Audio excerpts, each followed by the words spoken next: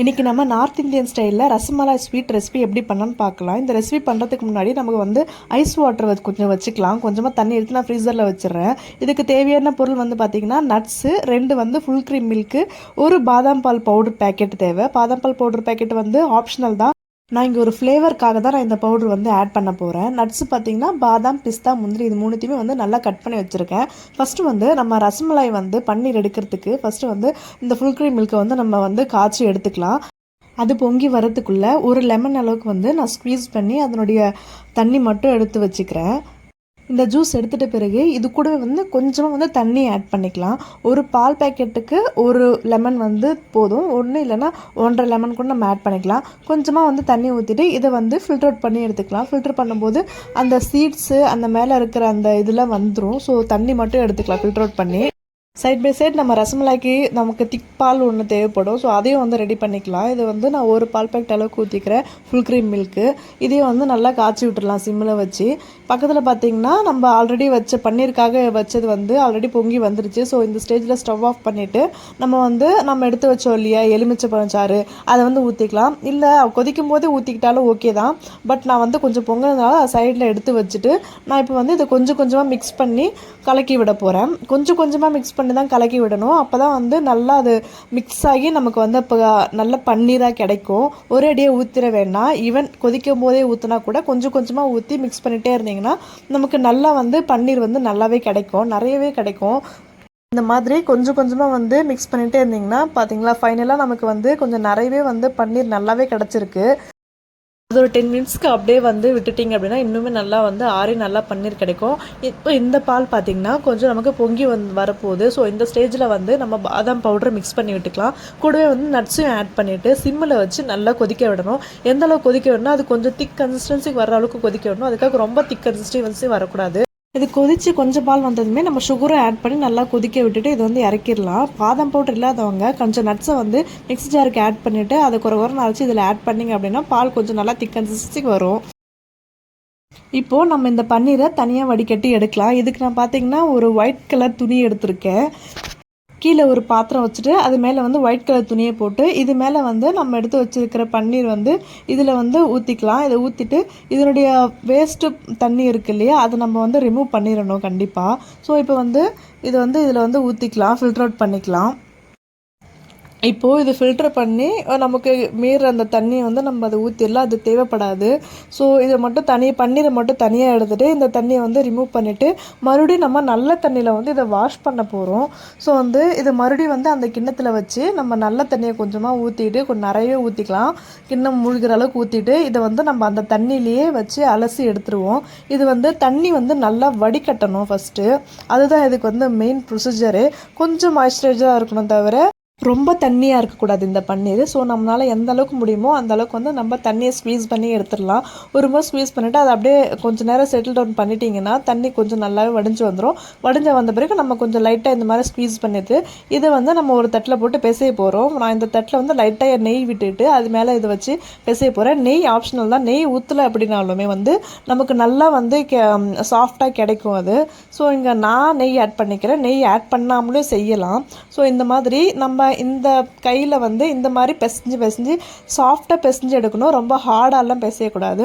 சாஃப்டாக இதே மாதிரி பிசைஞ்சு எடுக்கணும். நம்ம கூடவே வந்து கொஞ்சமாக மைதா இல்லைன்னா கார்ன்ஃப்ளவர் வந்து ஆட் பண்ணிக்கலாம். நமக்கு அந்த ஷேப் வந்து கிடைக்கணுன்றதுனால நான் கொஞ்சமாக வந்து கார்ன்ஃப்ளவர் ஆட் பண்ணி இது வந்து நான் வந்து பிசைஞ்சு எடுத்துக்கிறேன். பார்த்தீங்கன்னா சூப்பராக வந்து நல்லாவே வந்துருச்சு, சாஃப்டாக வந்துருச்சு. ஆக்சுவலாக ஒரு ஷேப்புக்கு வருது. நம்ம இப்போ எந்த ஷேப்புக்கு பிடிச்சாலும் அந்த ஷேப்புக்கு வரும். அந்த அளவுக்கு வந்து நமக்கு வந்துருச்சு. ஸோ இந்த ஸ்டேஜில் வந்து நான் இது ஒரு டிஷ்யூ போட்டு மூடிட்டு சுகர் சிரப் வந்து ரெடி பண்ணிக்கலாம். சுகர் சிரப் பார்த்திங்க அப்படின்னா இதுக்கு ஒரு ப்ரொபோர்ஷன் இருக்குது. 2 கிளாஸ் சுகருக்கு வந்து 6 கிளாஸ் அளவுக்கு தண்ணி ஊற்றணும். பட் நான் இங்கே அந்த மாதிரி மெஷர்மெண்ட்லாம் எதுவும் எடுக்கலை. ஆக்சுவலாக எனக்கு தெரியும். ஸோ கண் பார்த்து கையளவு தான். அந்த மாதிரி நான் வந்து தோராயமாக தண்ணி ஊற்றிட்டு தோராயமாக வந்து சுகர் எவ்வளோ போட்டால் கரெக்டாக இருக்குன்றது எனக்கு தெரியும். ஸோ நான் வந்து தோராயமாக வந்து சுகரும் போட்டுக்கிட்டு இது வந்து நம்ம வந்து கொஞ்சம் சிம்மில் வச்சுட்டு காய்ச்சி எடுக்கலாம். நான் ஏன் சிம்மில் வைக்க சொல்கிறேன் அப்படின்னா இது கொதிச்சு வரும்போது நம்ம கரெக்டாக பன்னீர் பால்ஸ் போட்டுறணும். நம்ம இங்கே பன்னீர் பால்ஸ் இன்னும் ரெடி பண்ணலாதனால் சிம்மில் வச்சுட்டிங்கன்னா கொதி வரதுக்கு கொஞ்சம் லேட் ஆகும். ஸோ வந்து சிம்மில் வச்சுட்டு இது வந்து நம்ம வந்து நல்லா பால்ஸ் பண்ணி எடுத்துக்கலாம். இந்த பால்ஸ் பார்த்திங்கன்னா நல்லா இந்த உள்ளங்கையில் வச்சு நல்லா வந்து அழுத்தி அழுத்தி நம்ம பிசைஞ்சு அதை வந்து ஒரு ஷேப்புக்கு கொண்டு வரலாம். நமக்கு எந்த ஷேப்புக்கு வேணுமோ அந்த மாதிரி ஷேப் கொண்டு வரலாம். நம்ம கொஞ்சம் இங்கே ஃப்ளாட்டாக எடுத்துக்கலாம். ஃப்ளாட்டாக வந்து இந்த மாதிரி நான் உள்ளங்கையிலே வச்சு ஃப்ளாட் பண்ணிக்கிட்டு நடுவில் வந்து இந்த மாதிரி வச்சு தட்டி விட்டிங்கன்னா ரசமலாய் ஷேப்புக்கு வந்துடும். நம்ம கடையில் எப்படி ரசமலாய் வந்து எந்த ஷேப்பில் பார்க்குறோமோ அந்த மாதிரி ஷேப்பில் வந்து நமக்கு கிடச்சிரும். ஸோ இந்த மாதிரி எல்லாத்தையுமே வந்து நம்ம வந்து இந்த மாதிரி உருட்டி எடுத்துக்கலாம். இதே மாதிரி எல்லாத்தையுமே பண்ணி எடுத்துக்கலாம். நான் ஏன் இது நார்த் இந்தியன் ஸ்டைல்னு சொன்னேன்னா, நான் வந்து ஒரு நார்த் இந்தியன் அக்கா கிட்ட தான் கற்றுக்கிட்டேன் ஆக்சுவலாக ரூமில் இருக்கும்போது.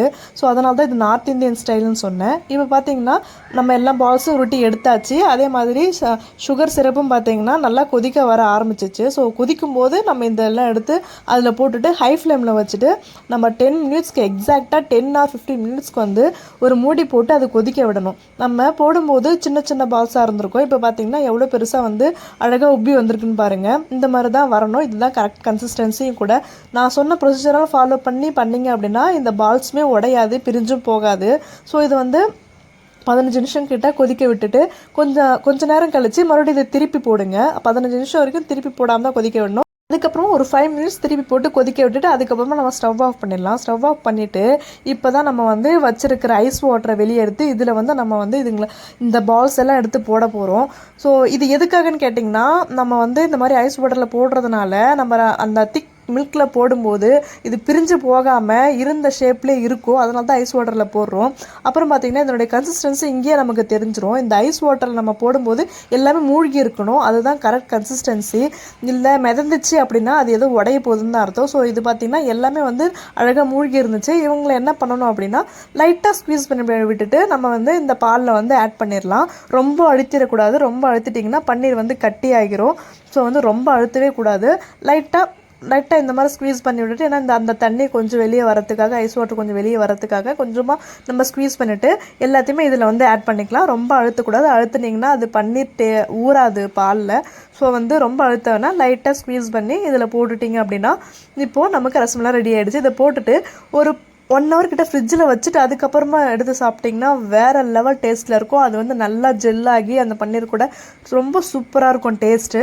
ஆல்மோஸ்ட் 1.5 hours கிட்ட நான் ஃப்ரிட்ஜ்லேயே வச்சுருந்துருப்பேன்னு நினைக்கிறேன். ஃப்ரீசரில் இல்லை, நார்மலாக ஃப்ரிட்ஜில் வச்சுருந்தீங்கனாலே போதும். இப்போ பார்த்தீங்களா பாலுமே வந்து முன்னாடி பார்க்கும்போது கொஞ்சம் ரொம்ப லிக்விடாக இருந்திருக்கும். இப்போ பார்த்தீங்கன்னா ரொம்ப கரெக்ட் கன்சிஸ்டன்சிக்கு வந்திருக்கு.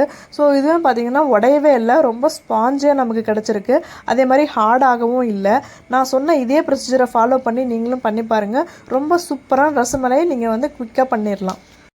இது ஸ்பூன் வச்சு புடும்போதே பார்த்தீங்கன்னா ரொம்ப ஸ்பாஞ்சியாக சூப்பராக இருந்துச்சுங்க. நட்ஸோடு சேர்த்து சாப்பிட. இப்போ உங்களுக்கு அந்த பாதாம் பவுடர்லாம் போட்டு அதனுடைய ஃப்ளேவர் அப்படியே ரொம்ப சூப்பராக கிடச்சிருக்கும் உங்களுக்கு. ஸோ இது நான் சொன்ன ப்ரொசீஜரை ஃபாலோ பண்ணி நீங்களும் இந்த தீபாவளிக்கு நிறைய ஸ்வீட் செஞ்சு அசத்துங்க. பாய்.